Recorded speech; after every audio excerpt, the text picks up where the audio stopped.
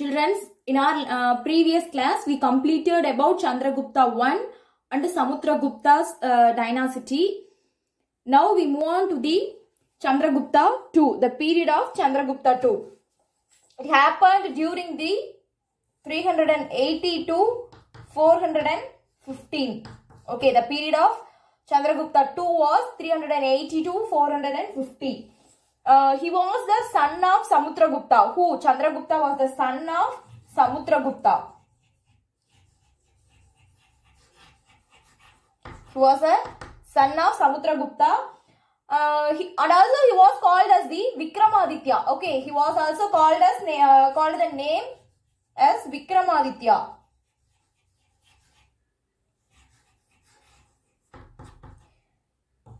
Chandragupta II, he was also known as Vikramaditya. He defeated the Saga Rus and he conquered Western Malwa and Gujarat. What? He defeated the Saha kingdom. Then he conquered the Western Malwa and Gujarat. Western Malwa and Gujarat.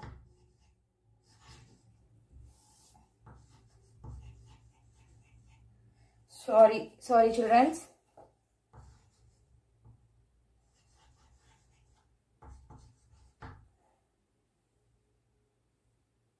Gujarat and Malwa. Then he had a friendly relationship. He had a friendly relationship with the Southern Kingdom. Where he had a friendly relationship with the Southern Kingdom. Southern side kingdom. Then near Uduminar. Where near Uduminar, there is a iron pillar. They believed that had been built by him. Who? Built by Chandragupta. Nearby Uduminar, there is a iron pillar. There is one of the inscription of iron pillar. During those period, they had a belief that these iron pillar can be built by Chandragupta. At the same time, at the time of his period, during a ruling period, Fahain, a Buddhist. He was one of the Buddhists. Who? Fahain, a Buddhist scholar from China, came to India. Who? He was one of the Buddhist scholar. He came from China to India. The great writers, they were called as the Navaratna. Okay, the great writers were called during the period of Chandragupta was known as Navaratnas. The great writers, it was called Navaratna, and artists. Navaratnas and artists were decorated their court areas. Then Kalidasa. Who? Kalidasa was one among those writers, one among those Navaratnas. Kalidasa, he was one among these writers. After the decline of Chandragupta II, his son Kumaragupta, what? Kumaragupta came to become a ruling power. When? After the decline of Chandragupta II, his son named as Kumaragupta, he became to ruling power. Then Kumaragupta I, who he built the famous Nalanda University. Who? Kumaragupta. Kumaragupta only built the Nalanda University, one of a famous university. Okay. Followed by Kumaragupta I, Skandagupta succeeded the ruling power. After Kumaragupta, Skandagupta became a ruling power. Okay. Yeah. After the Kumaragupta I, the Skandagupta became a ruling power and he succeeded the ruling power. But he had no face the threats from Huns. But he became to face the many threats from Hunas. Okay. Skandagupta defeated he had many threats, and also he defeated Hunas, and also he succeeded Hunas. But after 12 years later, after 12 years, once again they had a war. Between Hunas. During those time, Skandagupta lost their empire. After this war, Hunas became the ruling. So finally Skandagupta is the last empire belongs to the Gupta's family. Okay. The last great Gupta was Baladitya.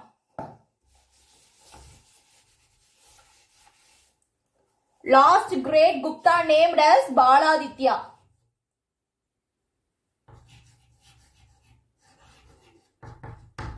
He was the last greatest Gupta empire. One of the great Gupta empire named as Baladitya. Assumed to have been Narasimha Gupta too. He was assumed to have been Narasimha Gupta too. Then Narasimha Varma attracted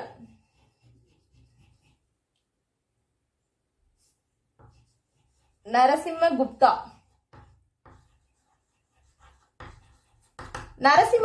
attracted himself to the Buddhism. Okay, he attracted himself. Not they followed any other. He attracted himself to the Buddhism. He paid the tribute to Mihiragula. What? Mihiragula. He paid a tribute to Mihiragula, but Mihiragula didn't like Buddhism. He paid the tribute to Mihiragula, but they didn't like the Buddhism. So they tried to stop paying the tribute. And also he seen as an enmity.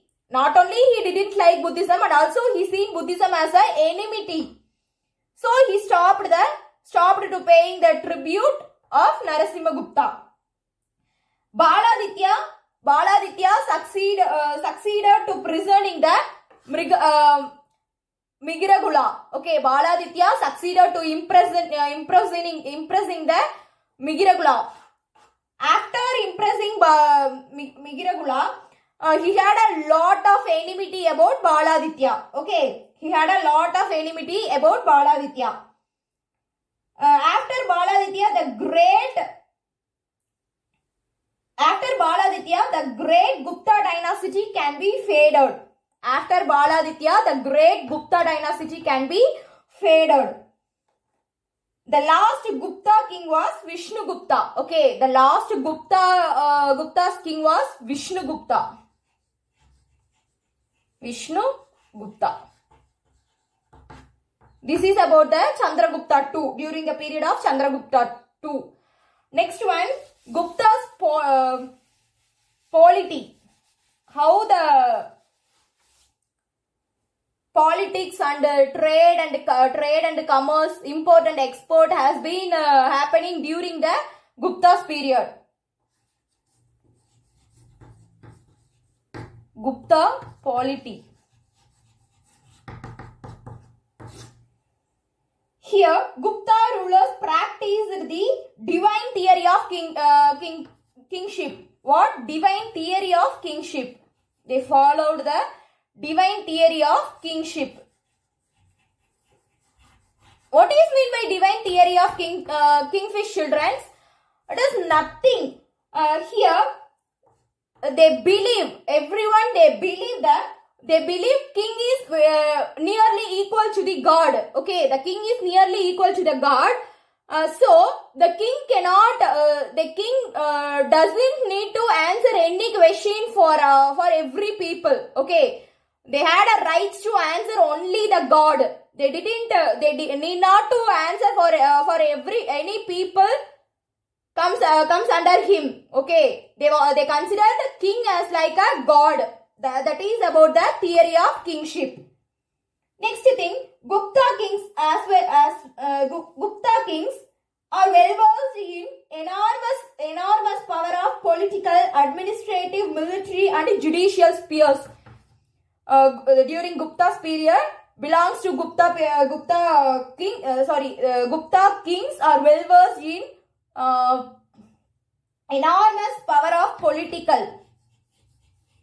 They had an enormous power of political, administrative power,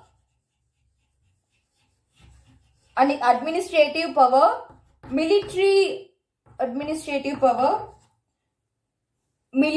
power,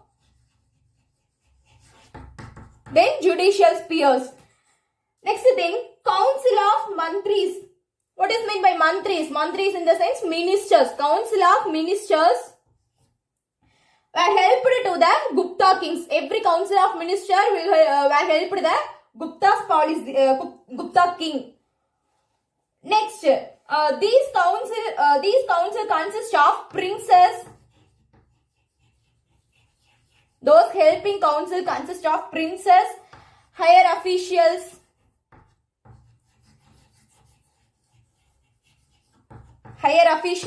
and feudatories.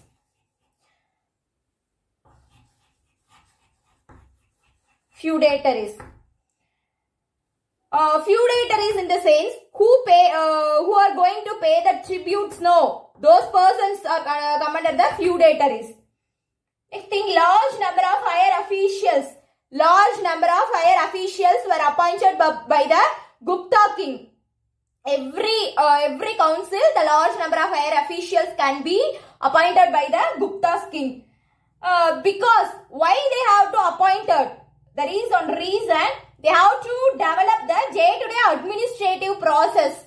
Because of they have to develop the day-to-day administrative process, they are appointing newly. Then, who are all the persons were appointed as the officials was named as, the persons appointed by the officials, they were named as Dandanayaka. Okay, they were named as Dandanayakas. And also they were called as Mahadandanayakas. Not only Dandanayakas, and also they were called as the Mahadandanayakas. Okay. Gupta Empire finally the Gupta Empire can be divided into some divisions, such as the division names such as Deshas or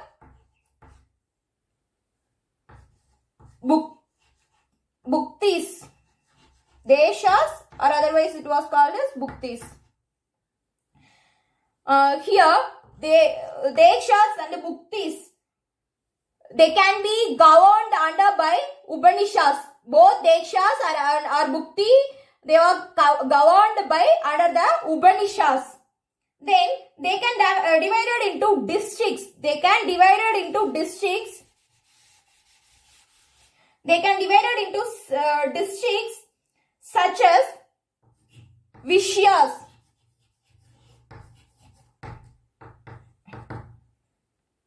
They can divided into the districts such as Vishyas. Here Vishyabadis. In these Vishyabadis are the administrative officers. Who? Vishyabadis. Or otherwise the administrative officers were called the Vishyabadis. In village side there were Gramika and Gramadhyaksha. What? In village side there were called the Gramika and Gramadhyaksha. Okay. The extensive Gupta Empire shows the military organization.